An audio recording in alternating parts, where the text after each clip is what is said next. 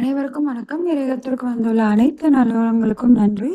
இன்றைய தினம் நாம் காண இருப்பது, வைகாசி மாதத்தின் முதல் நாளன்று இந்த பூஜையை தொடங்குங்கள்.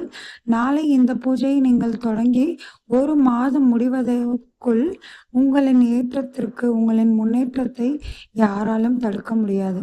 நீங்க இந்த பூஜையை இந்த 1 மாதம் முழுவதும் செய்து கொண்டே வாருங்கள். மனதார பக்தியோடு செய்து கொண்டே வாருங்கள். கண்டிப்பாக உங்கள் வாழ்வின் ஏற்றம் ஒரு சிறிய மாற்றமேனும் உண்டாகும். நம்பி செய்யுங்கள். அது என்ன மாதிரியான பூஜை அப்படின்னு பார்த்தோம்னா, இந்த வைகாசி மாதம் சொன்னாலே நமக்கு நினைவுக்கு வருவது முருகன் தான். அந்த முருகனுக்கு உகந்த பிரியமான வேல் பூஜை அல்லது வேல் அபிஷேகம் கூட நீங்க பண்ணலாம். நேரம் இருப்பவர்கள் வேல் அபிஷேகம் செய்யலாம். குறைந்தபட்சம் ஒரு 3 பொருள் அல்லது 5 பொருட்களை வைத்து வேல் அபிஷேகம் செய்து வரலாம்.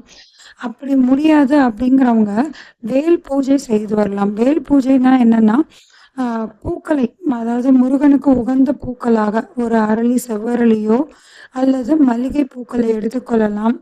இல்லை உங்களுக்கு என்ன பூக்கள் கிடைப்பதோ மெனக்கெட்டு நீங்கள் ஒரு பூவை வாங்கி முருகனுக்கு செய்யும் பொழுது அந்த மெனக்கெடுதலே வந்து ஒரு முருகன் மீது அன்பை செலுத்துவது போன்றதற்கு தான் சமம்.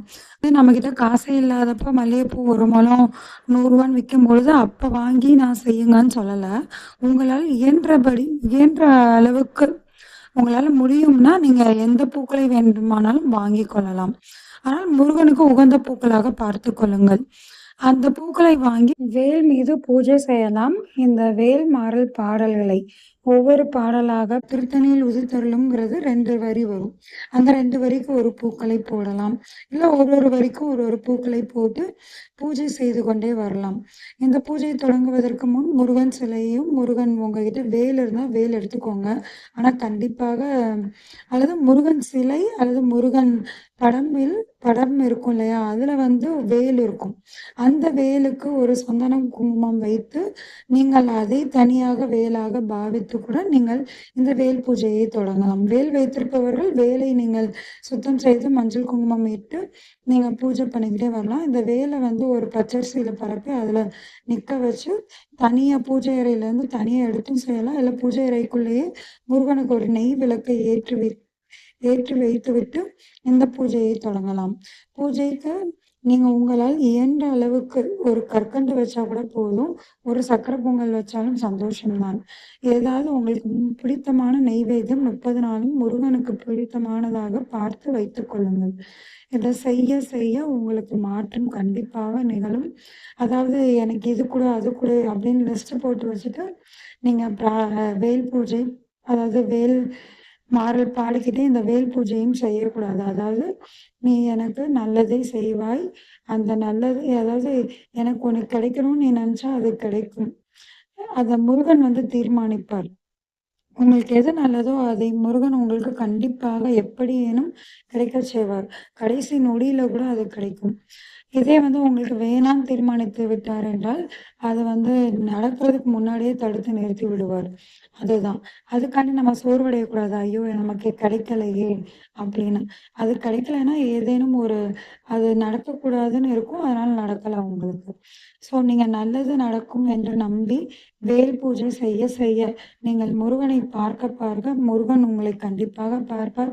முருகன் அந்த புன்முறுவலோடு உங்கள் வீட்டிற்கு வந்து உட்கார்ந்திருப்பார். கண்டிப்பாக இந்த பூஜையை செய்யுங்கள். நாள் தவறாமல் செய்யுங்கள். இதில் முக்கியமான ஒரு குறிப்பு சொல்கிறேன்.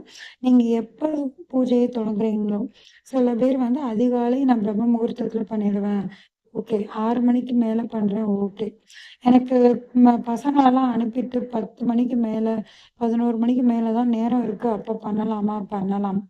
இல்லை மாலை 4 மணிக்கு மேல் இல்லை 6 மணிக்கு மேலே பண்ணுறேன், ஓகே பண்ணலாம். ஆனால் 30 நாளும் ஒரே டைமிங்கை மெயின்டைன் பண்ணுங்கள். அதுதான் ரொம்ப ரொம்ப முக்கியம் இந்த பூஜையில்.